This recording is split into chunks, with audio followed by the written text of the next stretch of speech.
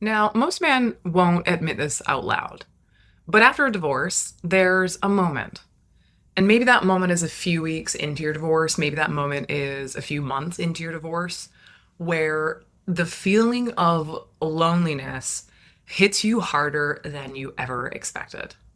And it's not this, I just miss having someone around loneliness, but it's a deep loneliness that you viscerally feel. You feel it in the marrow of your bones. It's a nervous system emptiness. Maybe another way of describing it is like an internal collapse. And if you've been feeling that, if you're a man that is walking this journey after divorce, then I want you to hear something very clearly. Firstly, there's nothing wrong with you. You're not weak. You're not failing. You're having a reaction, a human reaction, a nervous system reaction to your attachment system being completely disrupted. It's not a moral flaw. And today I want to show you why this loneliness feels so intense for men and how you can respond to it in a way that's going to build strength, build connection, and lead you to healthy attraction instead of falling into desperation, over investment in the wrong women or the first woman that comes around, or just ultimately making a choice about being with the wrong person.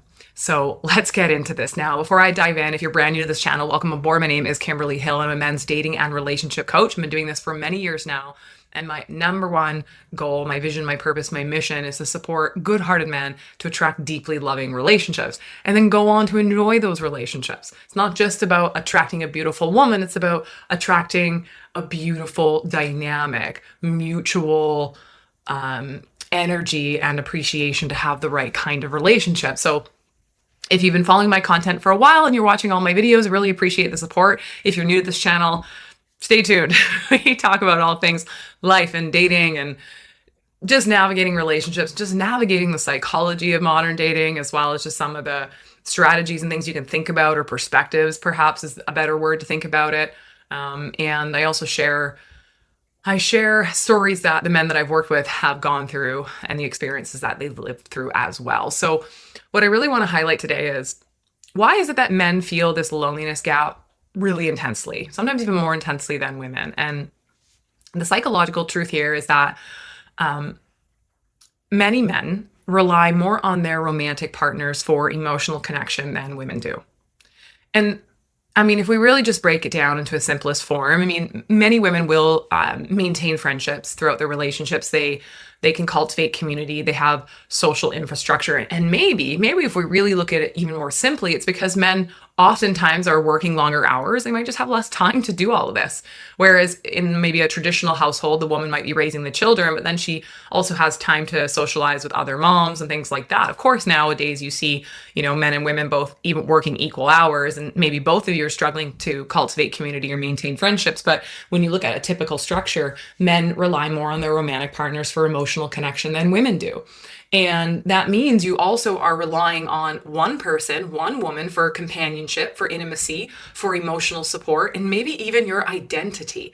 And so when divorce happens, when the rupture takes place, you don't just lose a wife, you're losing your primary emotional connection, your daily companionship, the anchor of your routine, your identity as a husband, a partner, a protector, a provider. You lose your physical intimacy and sexual intimacy, and often you lose a big portion of family and community ties. So it's not that you're just feeling like, oh, it'd be nice to have someone around. It's that you've ultimately lost your entire structure that kept your nervous system regulated. And your body is feeling that loss like a major threat, because in biological terms, it really is a threat to you. If this happened to you back in the cave age, you wouldn't survive. So you have that reaction happening. So I want to go deeper with this, because human beings, we are wired to bond. And when we attach to somebody, our nervous system when we attach to a healthy person, our nervous system gets a steady drip of oxytocin, co-regulation, predictability, identity, emotional safety. And when that bond is severed, like even if you recognize you had some major differences in your relationship or in your marriage, you still will have had some level of predictability, some level of emotional safety. You certainly would have had routine and patterns that you would have operated with your former wife with. And when that bond is severed, your nervous system doesn't understand that your marriage has legally ended. It just registers in your body like, whoa, my attachment is gone. I'm feeling really unsafe. I'm feeling really unanchored. And that physiological shock, not just the breakup itself, is what creates this massive loneliness gap, this feeling of like, wow, I'm completely disrupted from the inside out. And it's not that you're lonely because you're now somehow undateable. It's that you're lonely because your brain is recalibrating after losing its primary source of emotional regulation. And you might be like, well, I didn't really even talk or emote to my wife a lot. And it's not necessarily that verbal words have to be exchanged for emotional regulation to take place. It's just emotional regulation in your body from the predictability and routine and the identity association. So what I want to share here is there's nothing shameful in that. Divorce is a massive disruptor. But what I want to talk about is how this feeling that you're going through, that maybe you think you can shove under the rug, or you might convince yourself that, well, I knew the relationship was over for many years, so as soon as the divorce takes place, like, I'm ready to go. Probably not.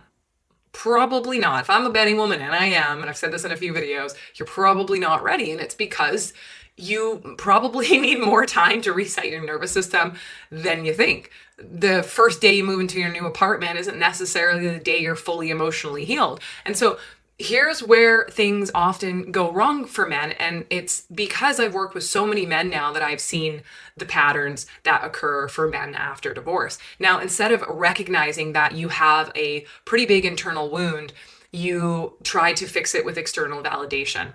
And a pretty convenient way of trying to do that is to just pop up on a dating app and try doing that through Hinge or Match or eHarmony or Zoosk or wherever you go Facebook dating. And that's what most people do. And that is when this loneliness, this internal wound, turns into behaviors that sabotage you and sabotage a good relationship. And what that practically looks like is you start to overinvest in women really quickly. It starts to look like you get attached to the first woman who shows you interest. You start to text too much or chase that. You'll ignore red flags because the other feelings are really amplified for you. Like, you don't feel lonely for a moment, so you'll ignore the red flags that might even be glaring at you. You'll fall into what are defined as situationships. So definitionless relationships, or you just don't know where things are going with this woman, but you stay in it because you're holding on to the little bits of connection that you do get. You might rush commitment. So that could feel like, I really want to lock this down. I mean, I had a client who definitely had some big internal abandonment wounds. And whenever he would meet a woman, it was like, it didn't matter what problems she had. He would ignore those, and he just really wanted to lock things down by proposing to her and getting married, because for some reason that created some level of safety that he felt he needed to stay in control of everything, and he rushed commitment. And it's not a good situation to be in. And so what's happening is you're trying to recreate the comfort of your marriage in the first few weeks of this relationship with a new woman. And that's not a personality flaw. That's a survival strategy, and that's why it feels so strong. That's why when I talk to men, they go like, there is something that woke up in me that has never been awakened before. And it's like your body is trying so hard to survive, and you're not aware of this because it's hard to see the forest for the trees. So your body is trying to replace co-regulation as quickly as possible. But what happens, guys, and you know what happens because many of you have lived it. You might be nodding your head, or you have seen buddies go through this where they choose women and you go like, what is going on? You end up making choices from a place of fear instead of a place of clarity. And that fear often attracts exactly the kind of relationship that will hurt you again. And it's also because you're not prepared for that. You haven't changed. You're the same man you were in the relationship. You're the same man you were in your prior relationship. And so nothing is ultimately going to change other than the face and the body of the woman in front of you. So what I want to do is reframe loneliness in the right way. And I want you to think about the feeling of loneliness is not an emergency. And it's not a sign that you need a relationship immediately. It's your biological message. And that biological message is saying to you, man, you need to reconnect. But it's not saying you need to only reconnect romantically. It's saying you need to reconnect to your body and to the world socially, emotionally, spiritually, physically. Loneliness, guys, is an invitation to rebuild your foundation. It's actually screaming at you to reconnect with yourself first, not to run to the nearest woman who can relieve the discomfort for a moment. And that's where men get into behaviors that they themselves look at and go, I don't know why I'm behaving that way. So it's about reconnecting with yourself first. And this is the part that a lot of men never hear. Connection is what you need, but not just with a woman. And in fact, the healthiest thing that you can do after a divorce is rebuild connections everywhere except for romance for a little while. Romance should, in fact, be the final step and not your rescue mission. And that's because when you really break it down, men fall in love with women for who they are, and women often fall in love with men for the life they can have with them. And it's a little bit, maybe that rubs people the wrong way. Good women love men for who they are, of course, to their core, good women.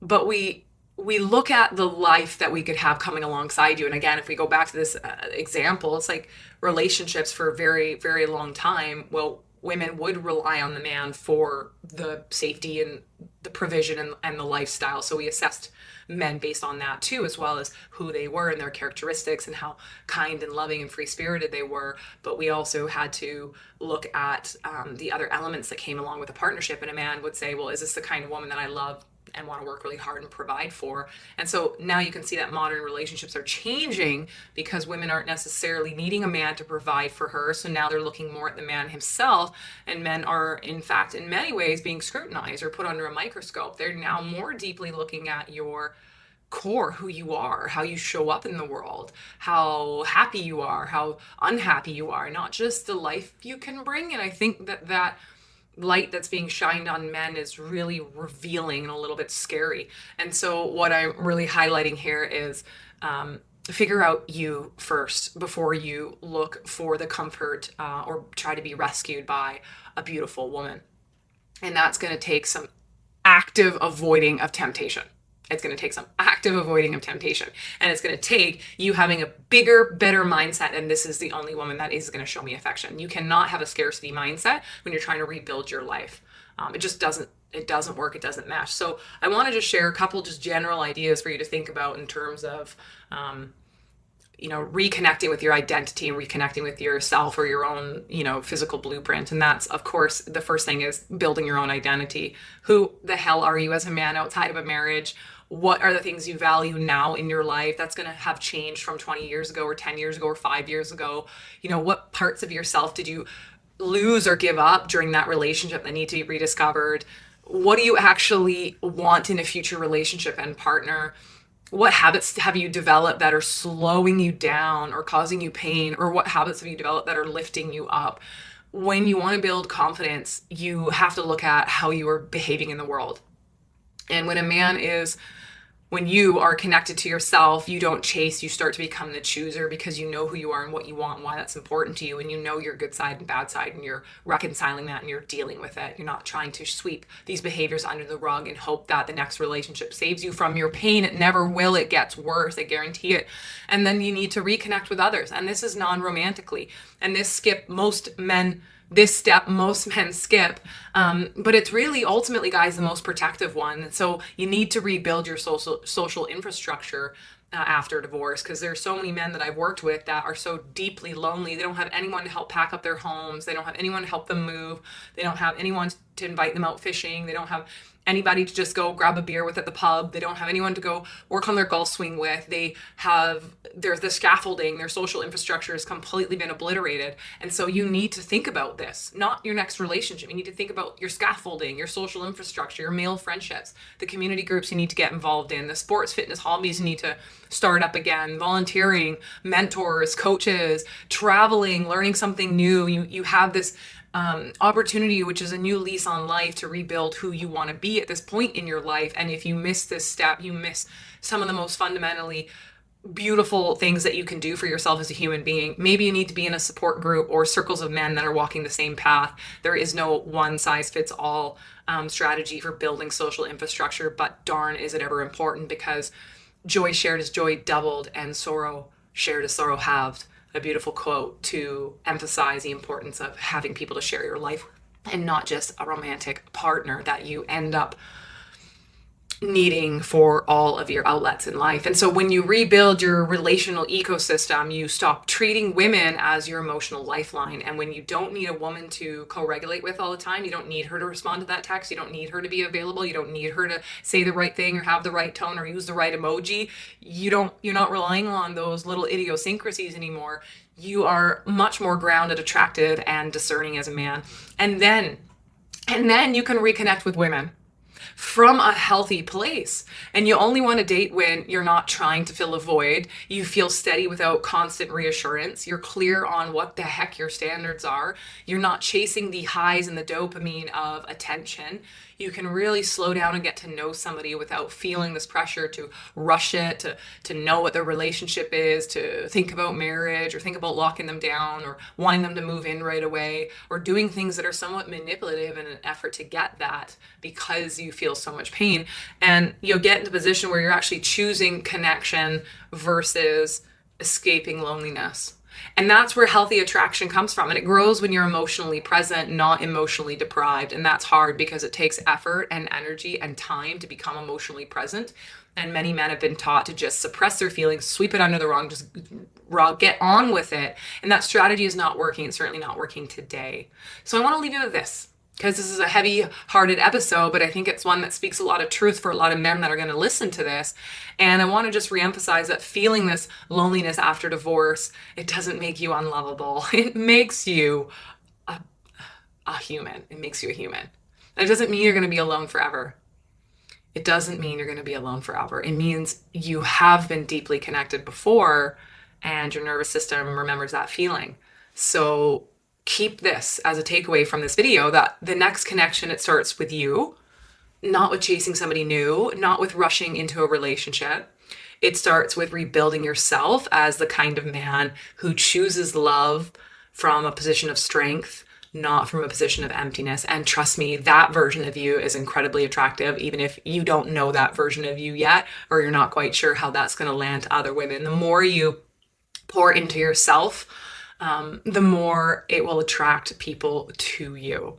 So thank you very much for taking time to watch this episode. I'd love to hear your thoughts and comments. If you're newly coming out of a divorce, let me know what your body is trying to tell you to do. If you've been through this, right? I have many clients that come to me before they start dating after a divorce. And I have many men come to me after a divorce and after the first relationship that they entered into far too quickly. And they self-admit that they were in that relationship sometimes days or weeks after the divorce happened, sometimes even before their ex-wives have moved out, before they found new living arrangements or coordinated schedules with kids. And that is, just a pretty clear example of moving on to something far too quickly so that you don't have to feel the nervous system reset. That is really important to have happen. So love to hear your thoughts and comments below, and look forward to another episode next week. Ciao.